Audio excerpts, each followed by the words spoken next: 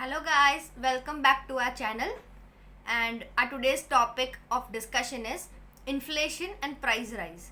Inflation को आप हर रोज़ अपने घर में सुनते होंगे अपने पेरेंट्स से कि महंगाई बहुत बढ़ चुकी है एंड चीज़ें बहुत महंगी मिल रही हैं एक्सेट्रा एक्सेट्रा. आपके पेरेंट्स हर रोज़ इसको डिस्कस करते होंगे. तो it is a very important topic in economics because इससे गवर्नमेंट की काफ़ी पॉलिसीज़ अफेक्ट होती हैं एंड एक आम आदमी की ज़िंदगी भी काफ़ी अफेक्ट होती है. So very first, what is the meaning of inflation. यहाँ फर्स्ट लाइन में the consistent rise in general price level of goods and services in the given period of time. It is a consistent rise. ऐसा नहीं कि एक product की price 10 दिन बढ़ी रही एंड देन वापस से कम हो गई. जैसे पेट्रोल कभी महंगा हो रहा है कभी सस्ता हो रहा है, तो इसको इन्फ्लेशन काउंट नहीं करेंगे. परसिस्टेंट राइज इन प्राइजेस, वो भी सारे गुड्स जनरल प्राइस लेवल, मतलब मोस्ट ऑफ द गुड्स की जो प्राइसेस हैं वो बढ़ रही हैं. मोस्ट ऑफ द गुड्स की, सिर्फ ऐसा नहीं 2-4 की बढ़ रही हैं बाकी की घट रही हैं, तो it won't be inflation. Most of the goods and services की प्राइसेस बढ़ रही हैं, कंसिस्टेंटली बढ़ रही हैं over a given period of time, उसको इन्फ्लेशन कहते हैं.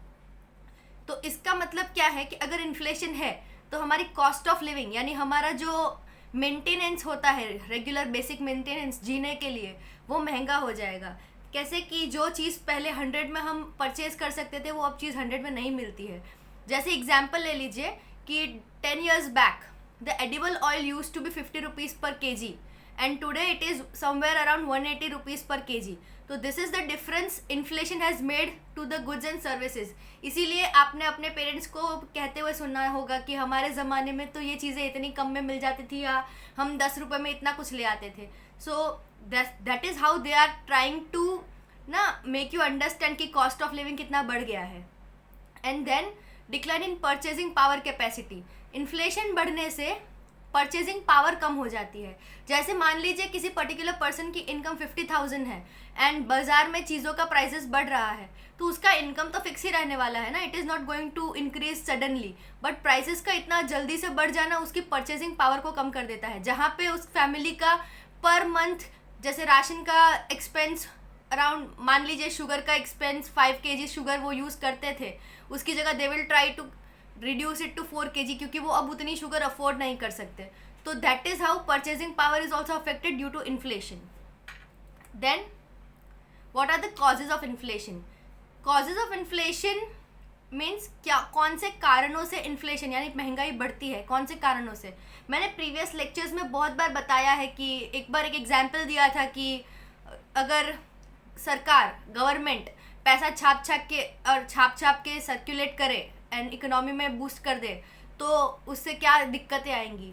तो the very first type of inflation and cause of inflation is कि कॉस्ट पुश इन्फ्लेशन. बहुत बार ऐसा होता है कि जो रॉ मटेरियल्स है जो प्रोडक्शन में यूज़ हो रहे हैं या फिर जो फैक्टर्स ऑफ प्रोडक्शन हैं, इनकी कॉस्ट इंक्रीज़ हो जाती है. जैसे मान लीजिए लेबरर्स की सैलरीज बढ़ा दी क्योंकि उनका भी कॉस्ट ऑफ लिविंग बढ़ रहा है बिकॉज ऑफ इन्फ्लेशन. तो अगर उन्होंने मतलब एम्प्लॉयर्स ने लेबरर्स की सैलरीज बढ़ा दी तो डेफिनेटली कॉस्ट ऑफ प्रोडक्शन बढ़ेगा, प्रोडक्ट को प्रोड्यूस करने का कॉस्ट बढ़ेगा. उसको वो कहाँ से बैलेंस करेगा एम्प्लॉयर या प्रोड्यूसर, वो डेफिनेटली उस बर्डन को कस्टमर पे डालने की कोशिश करेगा. तो that's how cost push inflation is. किसी लेबरर की सैलरी बढ़ी या रॉ मटेरियल जैसे ऑयल प्राइसेस जो है वो मोस्टली इंडिया एक्सपोर्ट करता है, ये इंपोर्ट करता है गल्फ कंट्रीज से. तो इन केस ऑयल प्राइसेस बढ़ रही हैं या भी दूसरे रॉ मटेरियल्स की प्राइसेस बढ़ रही हैं, जैसे कि मान लीजिए गेहूं की ही प्राइस बढ़ गई तो डेफिनेटली जो आटा है उसकी प्राइस तो बढ़नी ही है.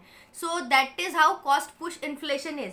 मतलब कॉस्ट ऑफ प्रोडक्शन में इंक्रीज होने की वजह से प्राइस राइज होना is cost push inflation. Okay, इसमें सप्लाई साइड ऑफ मार्केट जो है ना उसकी वजह से होता है. सप्लाई साइड में मतलब मिसबैलेंसेस होने की वजह से इन्फ्लेशन होता है. आप यहाँ पे कर्व में देख सकते हैं कि ये जो ऐसे SRAS कर्व है 1, वो जब SRAS 2 पे चला गया मीन्स ये कॉस्ट ऑफ प्रोडक्शन बढ़ के 1 से 2 पे चला गया, तो प्राइस भी जो है वो 1 से 2 पे चली गई, P1 से P2 पे चली गई. तो this is how cost push inflation happens. Then comes increase in demands and of goods and services, ये मैंने पहले भी किसी लेक्चर में बताया है आपको कि जब पर्सन की इनकम्स बढ़ जाती है या परचेजिंग पावर थोड़ी बढ़ती है तो we demand for goods and services, और जब डिमांड ज़्यादा है एंड सप्लाई उतनी ही है जितनी पहले थी तो डिमांड पुल इन्फ्लेशन क्रिएट होता है। जैसे कि रिसेंट में हम जब से कोविड चला है तब से यही देख रहे हैं, जो इन्फ्लेशन चल रहा है ना, this is demand side of inflation, because production रुक गया था प्रीवियस मार्च में, 2020 में मार्च में लॉकडाउन लगने से 4 मंथ्स तक ऑलमोस्ट प्रोडक्शन बंद ही था। प्रोडक्शन रुकने की वजह से डिमांड तो कम हुई नहीं थी, because we were using things ना, we were in our houses, but हम चीज़ें यूज़ कर रहे थे, तो उसकी वजह से जो डिमांड बढ़ रही थी, लोग ना इमोशनल बाइंग कर रहे थे। किसी ने बोल दिया 6 महीने ही लॉकडाउन खुलने नहीं वाला है, तो लोग जाके 25-50 किलो चावल खरीद के लेके आ गए।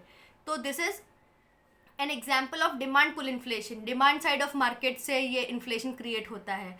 ये आप ऐसे भी समझ सकते हैं कि जैसे किसी की सैलरी इंक्रीज हो गई या किसी ने नया एम्प्लॉयमेंट किसी को मिल गया है, तो this is how supply demand side of inflation is created.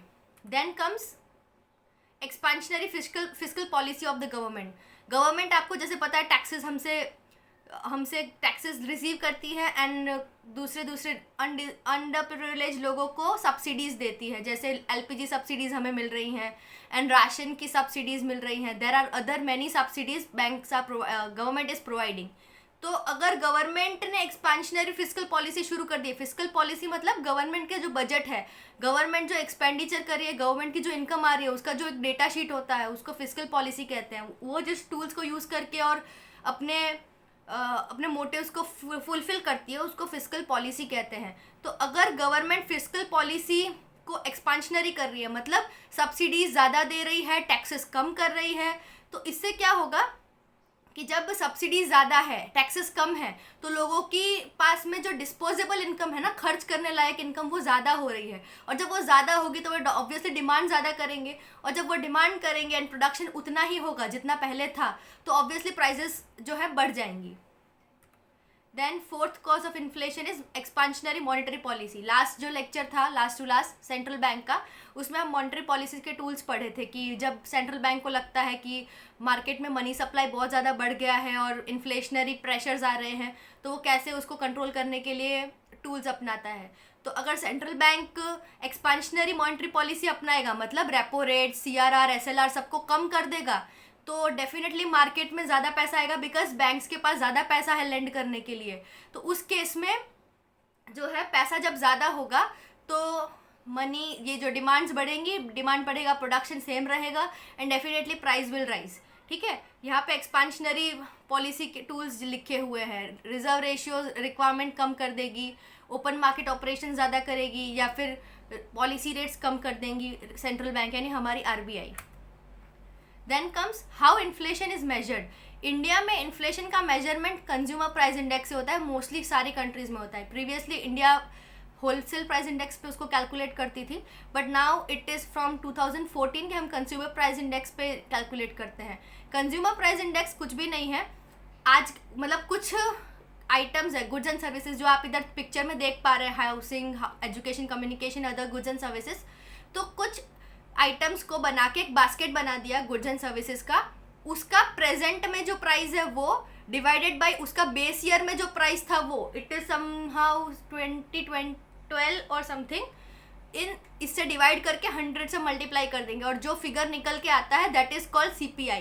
तो CPI जो है एक बंच ऑफ गुड्स को इंक्लूड करके बनाया जाता है, और इंडिया में ये काम सेंट्रल स्टैटिस्टिकल ऑफिस करता है, जो ministry of statistics and programme implementation के अंडर आता है, एंड इसको कंट्रोल करने का काम RBI का है। फॉर्मूला यहाँ लिखा है, value of market basket in the given year, आज की तारीख की उसकी वैल्यू, एंड बेस ईयर में उसकी वैल्यू इनटू 100, जो भी वैल्यू निकल के आती है that is our inflation rate.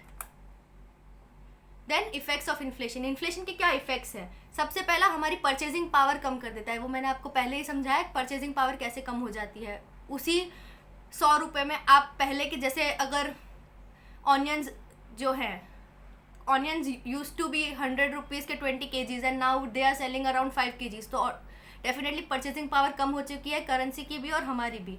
Then encourages spending and investment untimely, मतलब जब इन्फ्लेशन की फीलिंग आती है ना, लोगों को लगता है प्राइजेस और बढ़ने वाली हैं, तो लोग जो है ज़्यादा स्पेंड करने लगते हैं। और उनको अगर लगता है कि इन्फ्लेशन होने वाला है तो वो इन्वेस्ट करने लगेंगे कि आगे मुझे रिटर्न अच्छा मिलेगा, तो वो इन्वेस्ट करने लगेंगे या अननेसेसरी स्पेंड करने लगेंगे। जैसे कोविड जब स्टार्ट हुआ था लास्ट ईयर, तो लोगों ने ऐसे अननेसेसरी स्पेंडिंग की थी, बहुत सारे परचेज करके घर में रख दिया था, उसकी वजह से मार्केट में भी गुड्स एंड सर्विसेज की कमी हो गई, एंड उनको भी जो यूज़ में नहीं था, शायद ख़राब ही हुआ होगा, उनके घर में पड़ा पड़ा वो सामान, वो सब भी प्रॉब्लम्स थी।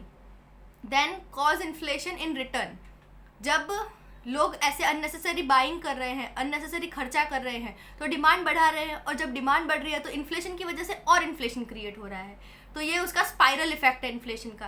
Then raises cost of borrowing, जो लोन लेना है, किसी को अगर लोन लेना है बैंक से, उसके लिए कॉस्ट ऑफ बोरोइंग बढ़ जाएगा, क्योंकि बैंक्स को जो है उनको भी तो रेट ऑफ रिटर्न चाहिए ना, उनको भी इन्फ्लेशन से फाइट करने के लिए बैंक्स को भी तो इन्फ्लेशन अफेक्ट करता है, उनका भी वो रिटर्न अफेक्ट होता है, तो they will land on higher rate of interest, तो उनको मतलब जिसको भी लोन चाहिए उसको ज़्यादा रेट ऑफ इंटरेस्ट पे लोन्स मिलेंगे और कॉस्ट ऑफ बोरिंग बढ़ जाएगा। कंट्री में एम्प्लॉयमेंट कम कर देगा, ग्रोथ कम कर देगा। इन्फ्लेशन जब ज़्यादा है तो फिर जो एम्प्लॉयर्स है वो क्या करेंगे, 100 एम्प्लॉयज़ जहाँ पे काम कर रहे थे वहाँ पे से सोचेंगे 10 को कम कर देते हैं, क्योंकि इनकी सैलरीज बढ़ानी पड़ रही है, खर्चा बहुत बढ़ रहा है, कॉस्ट ऑफ प्रोडक्शन बढ़ रहा है, तो दे विल मतलब ले ऑफ सम एम्प्लॉयज़ ताकि उनका खर्चा कम हो। तो दिस इज मतलब इससे क्या होगा, कुछ लोगों की रोज़गार चला जाएगा, कुछ लोगों का एम्प्लॉयमेंट चला जाएगा। एंड जब एक इंसान भी ग्रो नहीं कर रहा है ना, किसी नेशन में अगर एक इंसान की भी ग्रोथ नहीं हो रही है, रुक गई है, तो पूरा नेशन अफेक्ट होता है। तो अगर ऐसे किसी 10 लोग हैं, ये 10 तो एग्जाम्पल है, ऐसे लाखों लोगों का एम्प्लॉयमेंट चला जाता है जब इन्फ्लेशन होता है, तो उस हिसाब से ग्रोथ भी रुक जाती है उस नेशन की। Then increases income, inflation increase करता है इनकम बढ़ती है तभी इन्फ्लेशन होता है। एंड जब जैसे कि जैसे भी जितने भी एम्प्लॉयर्स है, government employers, private employers, they provide a dearness allowance to their employees. Dearness allowance is DA, वो उस बेसिस पे मिलता है, हर 3 मंथ से कैलकुलेट किया जाता है, वो इन्फ्लेशन बेसिस होता है कि जितना परसेंटेज ऑफ इन्फ्लेशन बढ़ा है लास्ट क्वार्टर के हिसाब से, उतना परसेंटेज ऑफ इनकम ज़्यादा देंगे एम्प्लॉयज़ को, ताकि वो उसकी इनकम उस इन्फ्लेशन को कॉम्बैट कर सके, उस इन्फ्लेशन से अनअफेक्टेड रहे। तो उस हिसाब से इनकम बढ़ती है इन्फ्लेशन की वजह से। देन कम इन्फ्लेशन अच्छा है या बुरा है?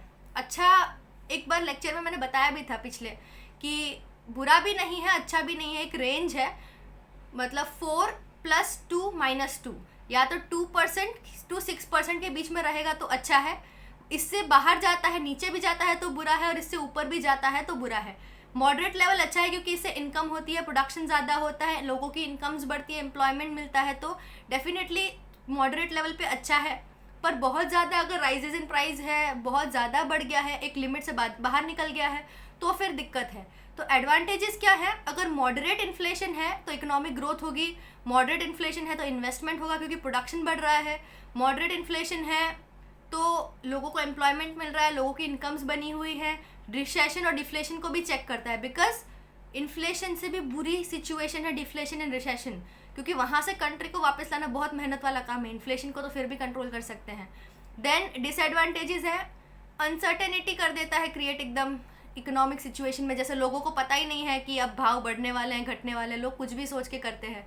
एंड देन लोअर इन्वेस्टमेंट्स का जो प्रोडक्शन कम हो जाएगा तो इन्वेस्टमेंट भी कम हो जाएंगी। हाई इन्फ्लेशन जो है वो ग्रोथ को कम कर देता है, स्टेबिलिटी जब नहीं होती इकोनॉमी में तो वैसे ही हैवॉक मचा रहता है। रिड्यूस इंटरनेशनल कॉम्पिटिटिवनेस, जिस देश में मतलब इन्फ्लेशन ज़्यादा है वो इंटरनेशनली भी लोगों के लिए अट्रैक्टिव नहीं है एक ट्रेड पार्टनर के जैसे।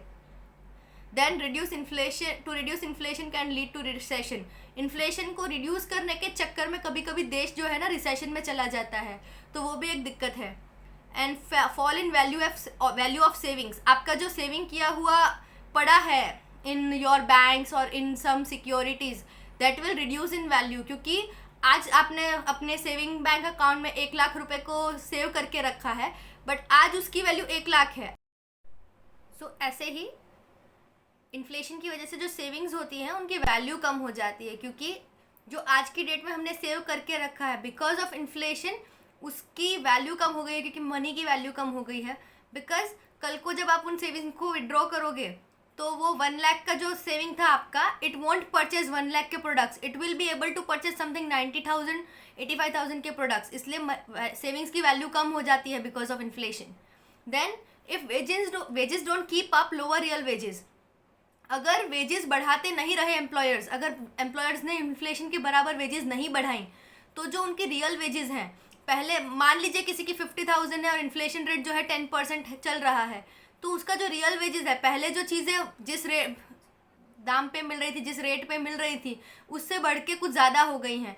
तो अब वो कुछ प्रोडक्ट्स का मतलब शॉर्टकट करेगा, कट शॉर्ट करेगा अपने एक्सपेंसेस को. तो अगर उसको अपनी रियल वेजेस बचानी है ना, रियल वेजेस यानी कि उसके हाथ में क्या मिल रहा है, इन्फ्लेशन को रिड्यूस करने के बाद में उसकी इनकम कितनी बनती है, तो रियल वेजेस जो है कम हो जाएंगी अगर एम्प्लॉयर्स इन्फ्लेशन को चेक करने के लिए वेजेस को बढ़ाएंगे नहीं तो this is how inflation affects. मैं आपको कुछ साउथ अफ्रीका की कंट्रीज़ है, जिम्बाब्वे, सोमालिया करके, इनके बारे में बताना चाहूँगी. वहाँ पे जो है वहाँ पे इन्फ्लेशन का रेट 200% 400% है. वहाँ पे लाइफ का आपने you can check it on Google and all. वहाँ पे लाइफ जो है it is not at all a happy life और it is not at all a worthy life.